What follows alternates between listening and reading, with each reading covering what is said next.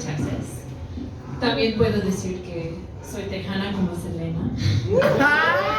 Aburrida. I've been living in Mexico City for almost 3 years now, which has led me to reflect on what is my culture. Because there's this fucked up myth that white Americans don't have a culture.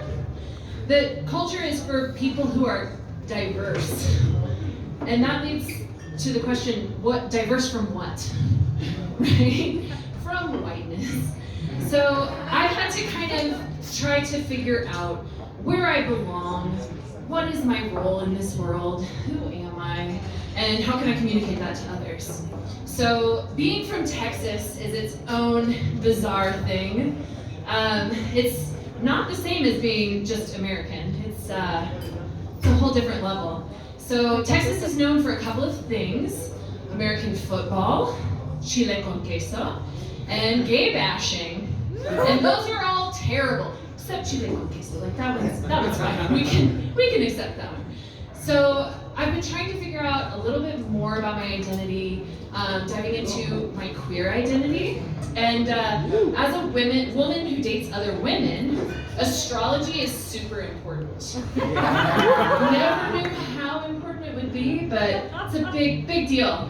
So I have an Aries moon, which means that I'm maybe a little bit more passionate than I should be. And I'm also a double Aquarius. I'm an Aquarius sun and an Aquarius rising. Jesus. Yes. So I am obsessed with being a walking contradiction. I'm very into dichotomies and duality. And so that makes it kind of tricky to figure out like where you fit in, right?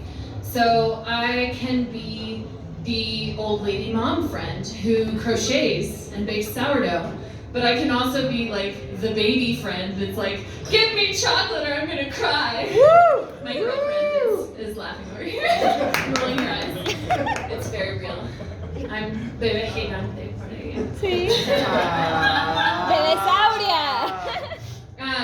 But I'm also very organized and tidy and like anal, and yet I have like secret piles hiding in my closet that no one knows about.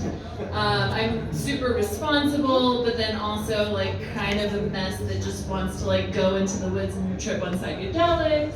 It's a whole thing. And maybe part of it also comes from my childhood. So my mom is like kind of a conservative family values Christian, but also like just super excessively loving. I'm one of 5 kids.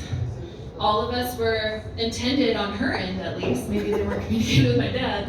And I knew way too early about his vasectomy. But my mom is fucking lovely.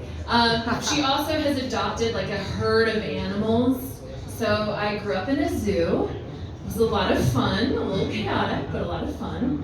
And my dad is the yin to her yang. My dad is an artist, goofy, severe ADHD. That's where I get it from. And he really likes to talk about how much he's an intellectual, which is, if you've ever met anyone who wants to emphasize how much of an intellectual they are, that tells you something. But so they are chaotic, but also amazing. Growing up, my dad was a caricature artist. So he drew silly portraits of people at parties. It was a lot of fun. But that meant that all of his friends were also entertainers. So every year he would have a big holiday party in January after the holiday season had effectively wrapped up. And we would have puppeteers and magicians and 40-year-old men who dressed up as Spider-Man for a living. So you know, like, basically my friends now. And so I think I'm one of very few people who can say that, like, as a child, my pet rabbit, Bunrab, was dropped into a fire pit on accident by a drunk magician. She was fine though, just a little cinched fur, nothing too severe. So yeah, my family was a little crazy. And it was a lot of fun in a lot of ways. There was a lot of love, there's also a lot of fear and anxiety, and as the oldest girl in the family, there was a lot of bullshit patriarchal pressure to be responsible and to take care of my siblings and to take care of myself. So as a precocious, weird, chubby kid, I found the most amazing book at the Scholastic Book Fair at my school. Was anyone a fan of the book fair? Yes, nerds. Book fair is the shit. And so I was really into how-to books, and this one was how to make balloon animals.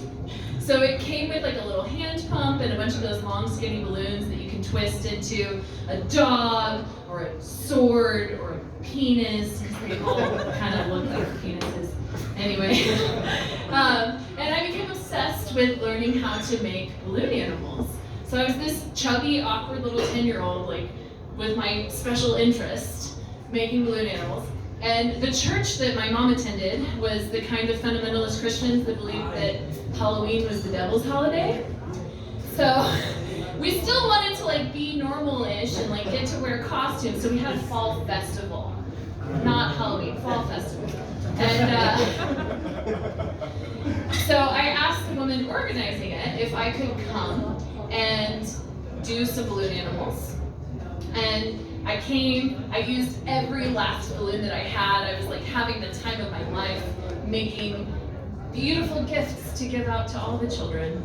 And at the end of the night, she came up to me and thanked me and gave me $50.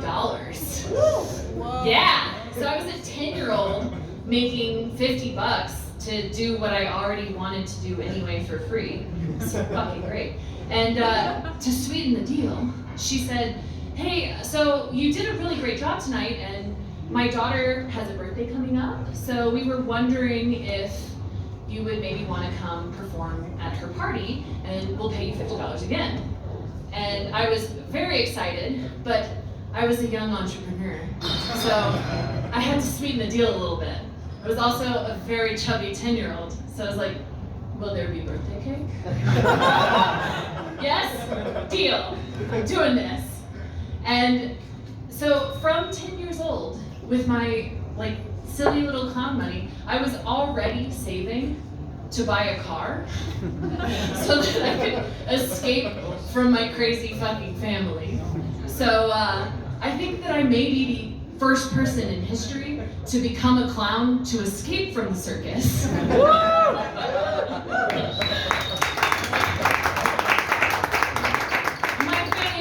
Great though, they're lovely. So one part of my culture is this kind of like weird American entrepreneurial spirit and working from childhood, like in privileged Mexican families. That's like, ugh, like why did your parents make you work, right? But Americans have this like obsession with overworking, and it's kind of fucked up, honestly, if you think about it. And I am definitely enjoying living in Mexico and not working as hard as I used to. It is fucking great, highly recommended. But it's also very difficult to kind of confront that privilege and the awareness that I am like in the top 10% of wealth here, despite being in like the bottom 10% in the US. And so there's a lot of weird cultural stuff going on. As an awkward kid growing up in Texas, I ended up having a lot of friends who were children of immigrants and Chicanos, and that's part of how I fell in love with Mexican culture, was through the eyes of Chicanos. And Chicanos and Mexicans are not the same. Yes, there's a lot of difference. There's a lot of cultural difference there, and like there's similarities. There's food that's the same, but there's also a lot of distinction, and there's a lot of I'm dying.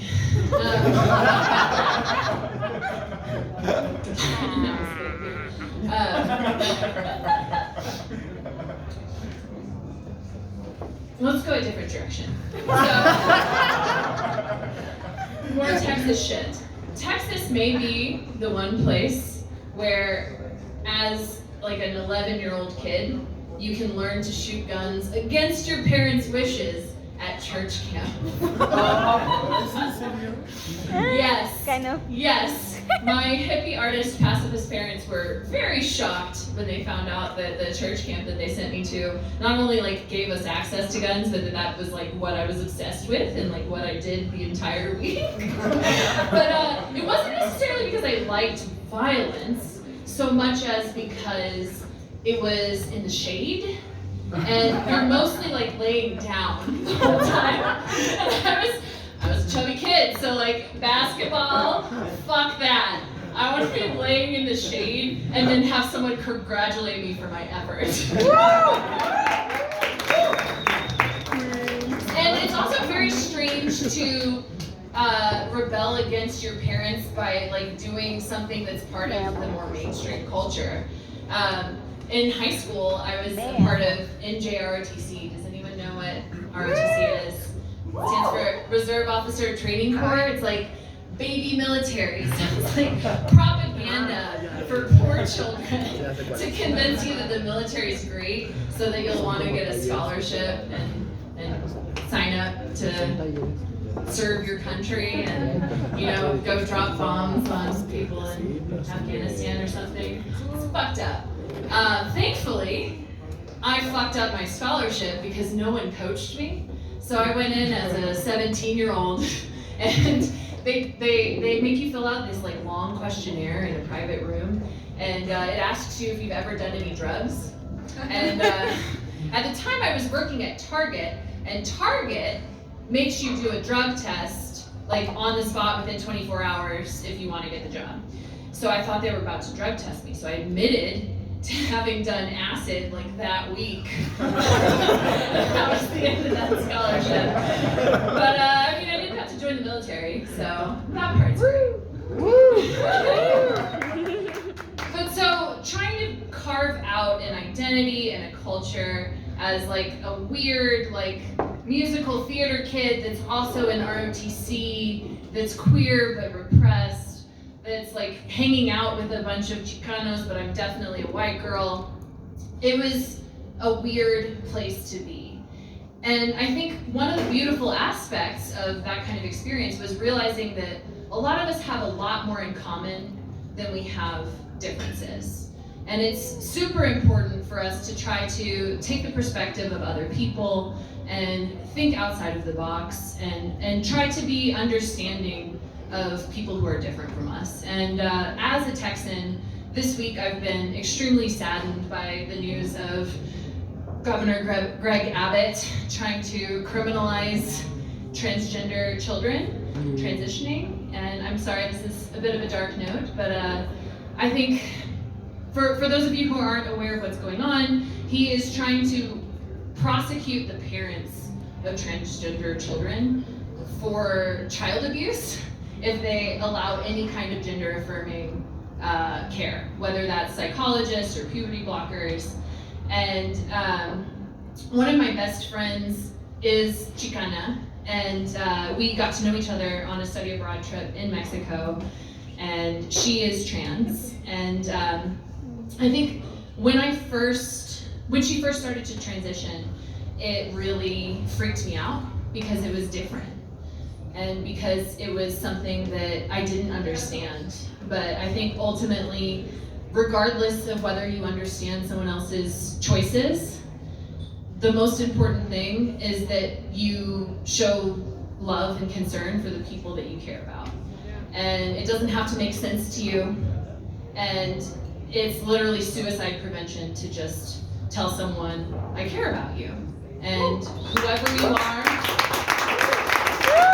whoever you need to be, I care about you. So that's the note that I want to leave you guys with tonight. Thank you so much.